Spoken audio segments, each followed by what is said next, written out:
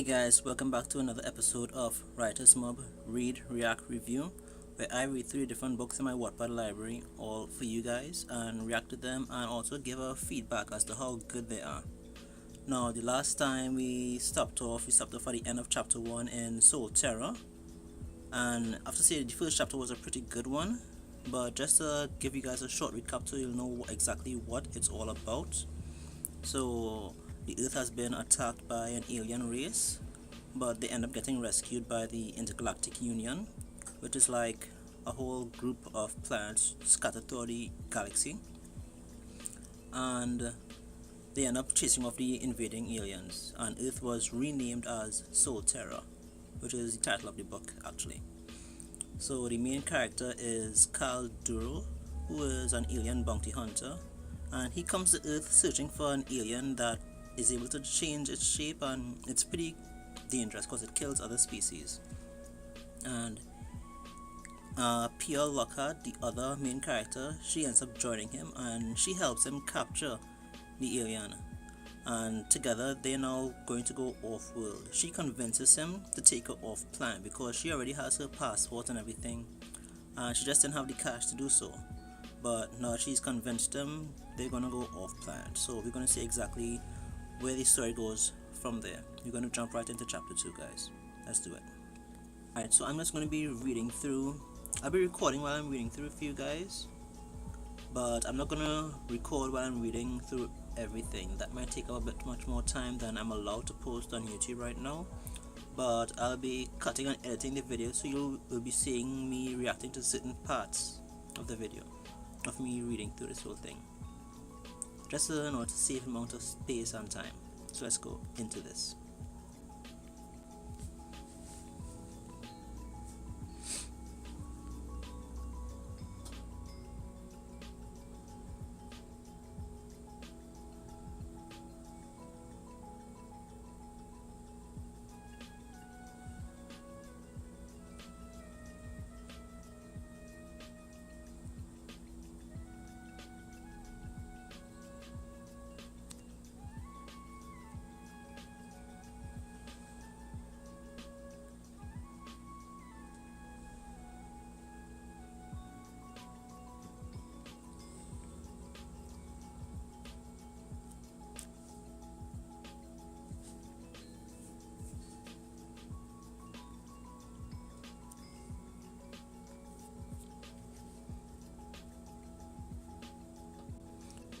The door to an access shaft opened, and 2 figures stepped out.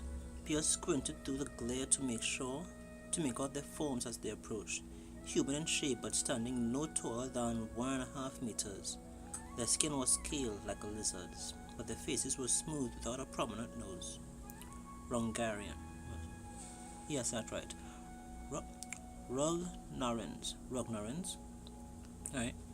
Pierre had seen many of their kind on Terra, originating from Proxima Centauri, a star called Vendarius. The Rognarans were Terra's stellar neighbor, and the only ones to answer their plea for help. If it hadn't been for the Rognarans, Terra wouldn't have survived long enough to join the Union.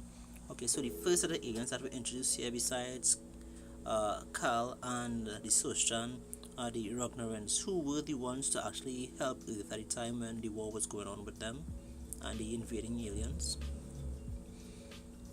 And I'm seeing that something interesting here where they're pretty much human in shape. I'm seeing that, let me see, Carl is also human in shape and pretty much looks like a human except for his eyes, I think. Let's go on. Alright, so we're here at an interesting part of the story where we get a bit more explanation into how the psychic translators work.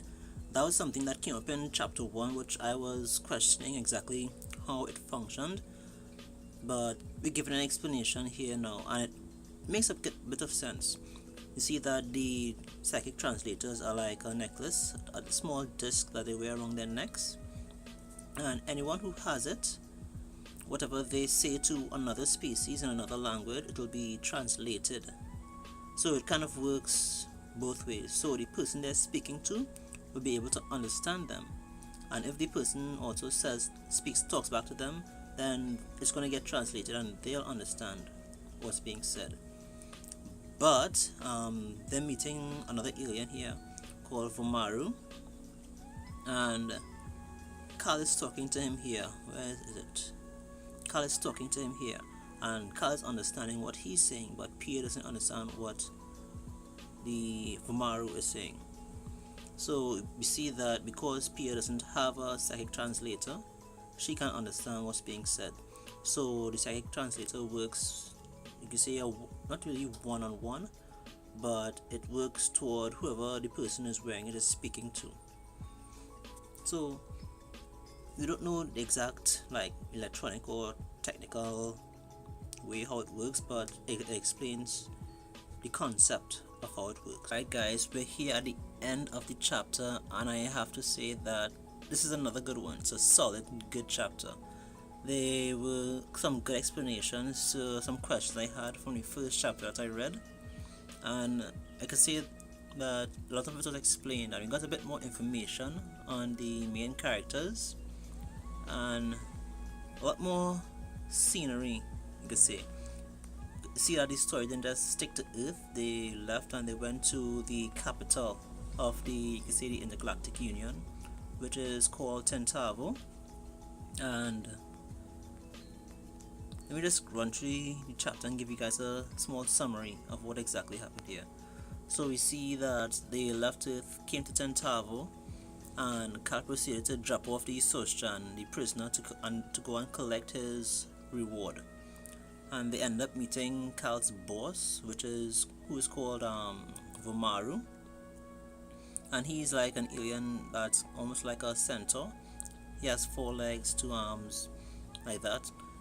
Kind of hard to explain exactly his physical makeup, but we got a little explanation of how the psychic translators worked, and that was really interesting because I was thinking about that. At the end of chapter 1, I was thinking exactly how does the psychic translator work, and we got a bit of answers there.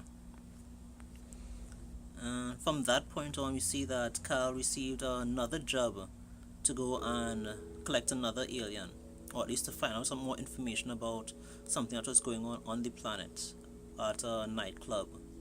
And they went there, and we see at the front, when they reached the door, Cal was being blocked because apparently Lumarans, which is the race that Cal belongs to, is looked down on, or something, or some quality of theirs is not appreciated or accepted by many other species in the IU, or at least by the aliens that were there at the nightclub. But Pia came in clutch, where she actually helped him get into the club. She made the excuse that he was her bodyguard and he never left her side. So because of that, we see that they were both able to enter into the club, and they got on with the investigation. And it was in this part here where we got a bit more information. We see that earlier in the story, in chapter 2, we learned that Cal was previously a scientist working on Tentavo there, and he was interested in finding out the origin of most of the galaxy species, because something really popped out to him, and that fact was what was it? A lot of the alien species, they were bipedal, meaning they walked upright on 2 legs, and they were basically human in shape. So that stands for most of the species, and he wanted to figure out how is it that so many alien species, so many different planets, separated by so many light years apart, and having different ecology systems and cycles and all of that, how they're able to develop in a way that made them alike, in such that way that they walk upright and on 2 legs. And that kind of got me interested as well. You see that even though he was a scientist and he kind of shifted into becoming a bounty hunter, he still pursues that question. He still wants to know why. And obviously that was really interesting.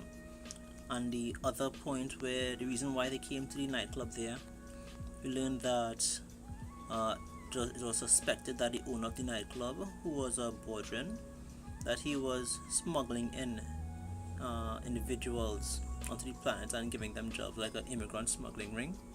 And he wanted to find out exactly how the guy was going about doing this. Now, they didn't have any exact solid answers or leads, but we see Carl using his empathic abilities, where he was able to try and feel for the truth that what they were saying, what they were doing, and he realized right off the bat that something fishy was going on. And that kind of got them into a bit of trouble, because he asked a question to the bartender, and the bouncer showed up and locked them up in the basement, apparently. But of course, we see that Carl was able to use his smarts to end up tricking the boss, the owner of the nightclub, into giving them some more time, and that allowed for Carl to escape with Pia. And they end up going toward the roof, where they basically got the truth out of the owner of the nightclub. And Carl had backup on the way, so he knew exactly what he was doing, and he tricked the alien, the Wardren, into giving him the answers that he wanted. And from there, his backup arrived, arrested them, and that was that. And we see here, where was it, at the end of the chapter? Let me go down and find it for you guys. Oh, this is a lot for this next chapter here. Oh, here we go. Alright, so we see here, now Carl initially was just supposed to drop off Pia on Tentavo and go his own way. But from his experience here, where Pia came in clutch, she helped him in the first chapter, where she helped him capture the Soshan, and here in Tentavo she ended up getting them into the nightclub as well. So we see here that you can see that Carl kind of had a sore spot, he got attached to her, and he basically offered her a job. He's saying, I could use an assistant. He says, being a Terran got you into the Lumarok, and I'm sure that other places that will come in handy. I mean, if they're interested, of course. So he's offering her a job as his assistant right there, which is pretty cool. Initially, I thought it was Pia who was going to be asking him to take her along wherever he went, but it was the other way around. It was Carl who asked, and that was pretty interesting. That was good. And the chapter ends right there. So Pia is taking on his job, taking on the job as his assistant, and obviously they're going to be going on a lot more adventures, and I'm interested to see exactly where this goes. Alright guys, you see that at the end of the chapter I gave my vote. I think it's important to show my support to the writers, the authors of these books, since this is done really well. So I have to say that the writer put a lot of effort into his story, and I like to show my support to the writers out there. So I left my vote, and I will be leaving a comment on certain parts within the story. If you guys want to check out this chapter as well, I will be leaving a link down in the description, where you can get to my library, find the book, and you can read along with me as I go along doing this.